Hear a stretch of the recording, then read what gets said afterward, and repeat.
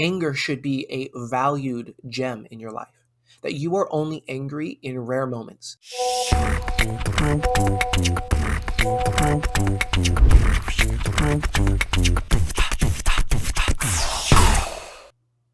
Hello, welcome to today's podcast. I'm Josh Hester, your host, and today we're talking about 10 rules for being a biblical man. There are a lot of ideas about how to be a man, what it means to be a man. In fact, recently we've been kind of getting rid of the idea of what it is to be a man, that all manliness is somehow toxic or evil. And it is true that there are a lot of issues that men have. We struggle and we have tendencies that lead us down dark paths. But there are 10 guidelines that I want to cover today that are going to help us live a better life as a Christian man. The first rule is to have your priorities in order. That is, we need to know what we stand for. What are we doing? Where are we going? And this kind of has three parts. Number one, you need to know where the general direction of your life is. What is the top of your priority list? What is the highest thing in your life? For example, if you're a Christian, then God should be the highest thing in your life. But not only God just as an idea, but his principles, his way of living, his love, for example, and his truth, and what we need to do in relationship to that. So if I say I love God and I want to follow his truth, but I'm not loving my family, then I'm actually going against that priority, right? I know that the direction of my life is to become a man who is loving, who is strong, who is kind, etc. These are principles in the Bible. So I put the highest thing in my life first, and everything else kind of flows from that, is affected by that. The next thing is I need to know where my focus is. It's not just that you have a direction, but okay, I have a general principle, a general direction I'm going. How do I actually live that out? Usually it comes out in a very tangible way. What does that look like? So let's say I want to be a more loving husband because I see that principle in the Bible. Well, what are tangible things that I can focus on to become a more loving husband? Can I once a week buy something for my wife? Can I once a week listen to what she's going through? Let's say I struggle with that. Or let's say I'm an impatient person. Can I, for this week, not respond angrily or intensely when I shouldn't towards her? Or maybe I'm the opposite of the spectrum, right? And I tend to be inactive as a husband, and I tend to just go with the flow. What is one action that I can purposefully do? So you see, I need to focus. I need to choose specific things that are going to fulfill the top of my priority list. I say I'm a loving man. I say I love God. I say I want to be honest, etc. What are specific actions that reflect that will build the character within me? Because being changed, becoming like Christ, is actually a process. And that process comes by making choices, and those choices over time make us. We become the choices we make. And the third way to have your priorities in order is to know when to say no. If you never say no, then when you say yes, it doesn't actually mean anything, right? So you need to have boundaries. You need to say no to many things so that the top of your priority list can actually be on top. If I say, for example, like I've been saying, that I love my wife and I put my family first, but I never say no to my friends, to my work, to people I meet in life, then, well, ultimately, I'm actually not going to put my family first because everything else is going to crowd that out. If I never say no to TikTok, if I never say no to Facebook, if I never say no to work or friends, it's not going to happen. So I need to put my family first by saying no so that when I say yes, it's actually meaningful. Our second rule for living a Christian life as a man is to get rid of things that distract you from your priorities. That is, Paul said it this way, that we lay aside every weight and the sins that easily entangle us. There are things in our life that aren't sins, but that are weights. They're distractions. They're not good for our life. I'll tell you one thing for me, in my past, and sometimes even today, video games can be distracting for me. It's not that video games in and of themselves are evil, but sometimes I can be so intensely interested in my video games that I lay my wife to the side and I ignore her, or I lay the cleaning of the house, or I lay taking my dog for a walk, or I lay, my job. It can easily fill the space of the things that I say are priorities. So I need to actually remove those things, or at least build very specific boundaries for where they belong. I need to order my life. Rule number 3 is when you speak, mean what you say. This comes in two ways. One, I need to actually think about the words I'm saying. A lot of times we just respond in the situation. It's good, and this is a very practical rule. Take 5 seconds if you're frustrated, if you're tired, if you haven't eaten recently, if any of those situations where you know you're sensitive, take 5 seconds. Think about what you're going to say and respond directly, respond specifically, and respond purposefully. Not only that, sometimes we don't want to say the exact truth, but it's almost never a good idea to bend the truth. Do not bend the truth. Speak what you actually say. If you make a promise, follow through. If you say you're not going to do something, don't do that thing. Um, there's a very practical application to this.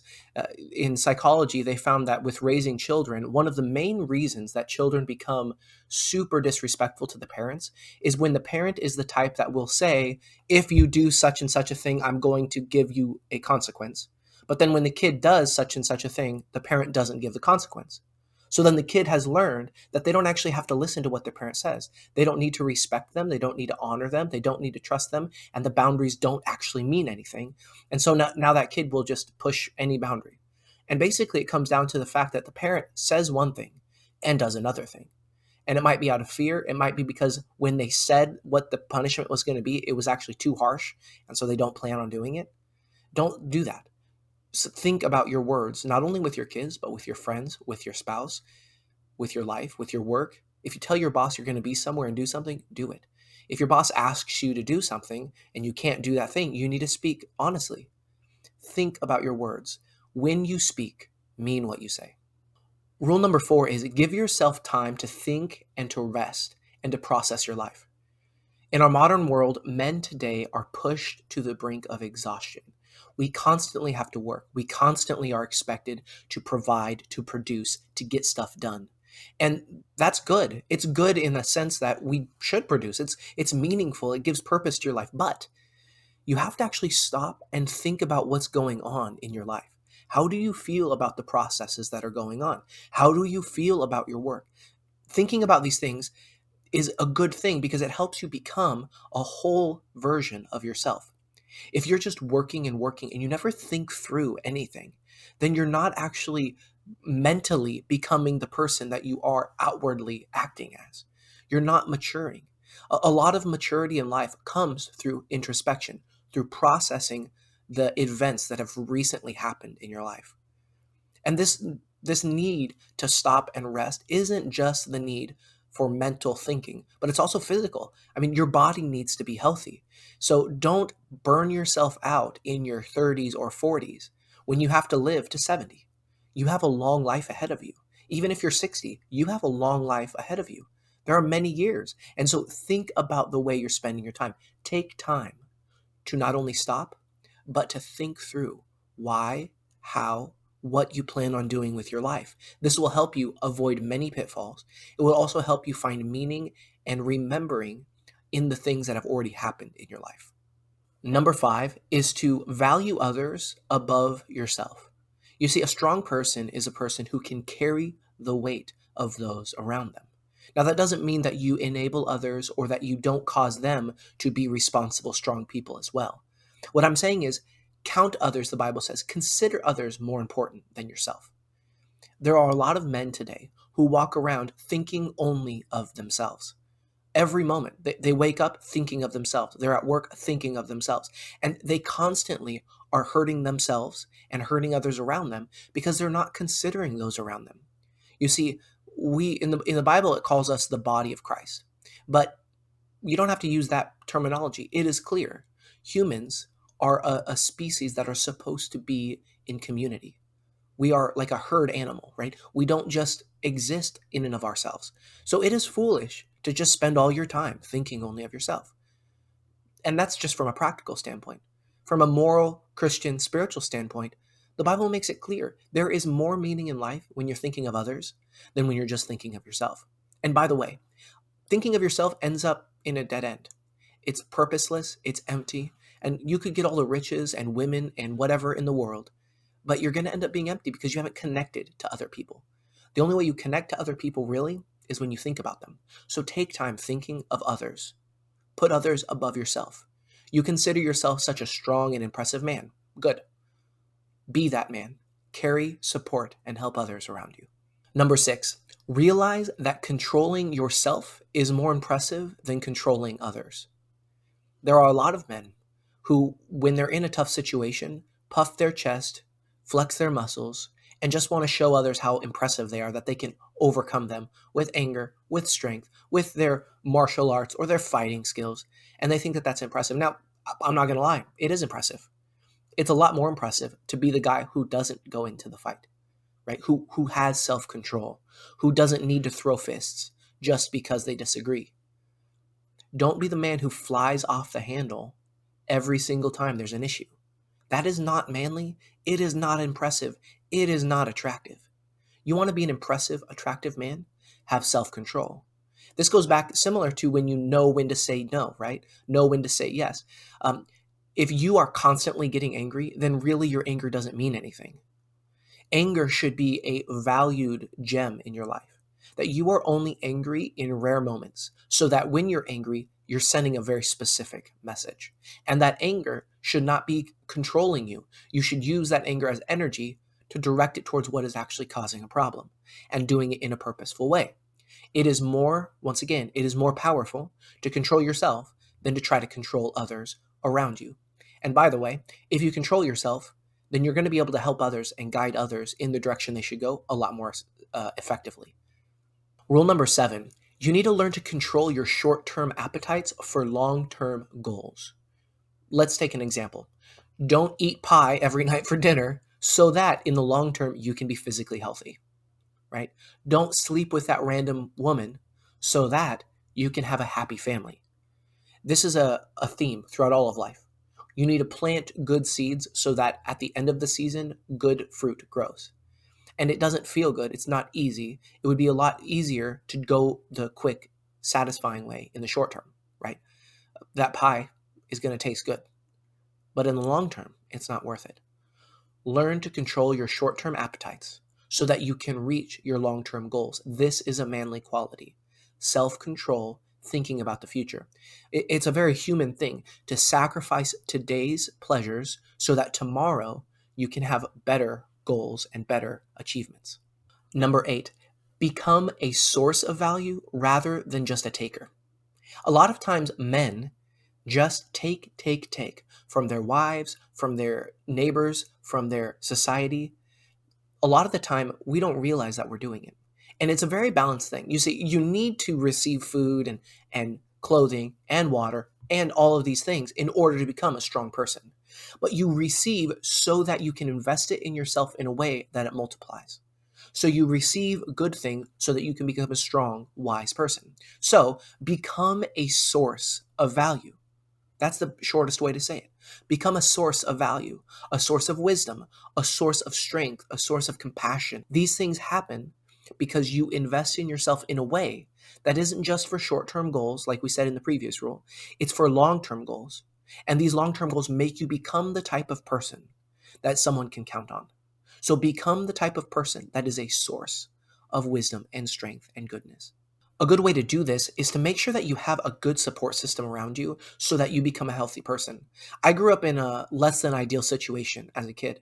And if I wouldn't have dealt with the traumas and the brokenness and the anger inside of me, I would not have been able to become any sort of source. Now, I'm still struggling, I'm still growing, but I'm in that process. And every time I spend a couple hours in counseling or processing things or praying, then I become a healthier person. And so for the rest of my life, I am now that healthier person. So create in yourself a richness of value and blessing for those around you. Rule number 9, construct your verbal reality so that it matches your physical reality. That is, speak the truth. Jordan Peterson talks about how it's not possible really to say the truth always, right? We don't always know exactly what is true. But he mentions that you can at least not lie. So when you speak, use your words in a way that you're constructing reality as you actually see it. Now, there are at least 2 really good reasons for this. Number 1, when you speak the truth as you know it, then that gives others the opportunity to either agree with you or to give you guidance, to give you a better insight. And if you're constantly lying or you're trying to be manipulative with your words, then you're not actually going to be able to learn. There's not real communication happening because what you're saying isn't actually reality. And so you can't connect 2 people if one person isn't being real. The second reason is that if you construct a false reality, you're actually going to start believing your own lies. It is a fact.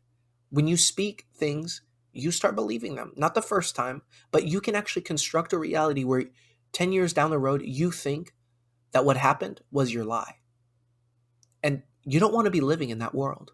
You don't want to be living in a world where you don't even recognize what the truth is. I mean, have you ever been around someone who that's happened? Who, when you talk to them, you realize this person isn't really grounded in reality. They don't seem to understand their situation. It's like they've blinded themselves. Well, the way they got there most of the time is because, well, one little lie at a time. They built a false reality.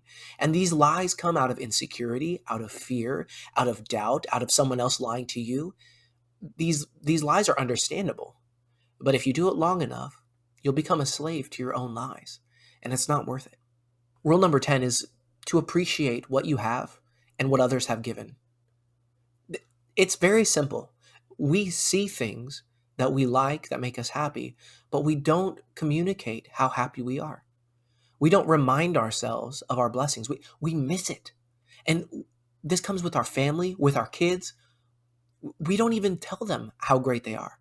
How often have we missed opportunities to make someone's day by saying, you know what you did there really just made me so excited. It made my day better, and I'm so thankful for you. How many times have we missed opportunities to be ourselves in a better mood because we didn't notice? We didn't notice the beauty of the leaves falling in the fall, or the beauty of our wife when she wakes up in the morning, or whatever it might be.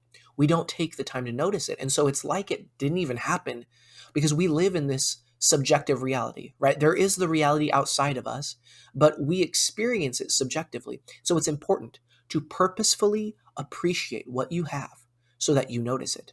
If you're not purposeful, it's pretty likely that you're not going to actually live it. It's as if it never happened. So be sure to appreciate what you have.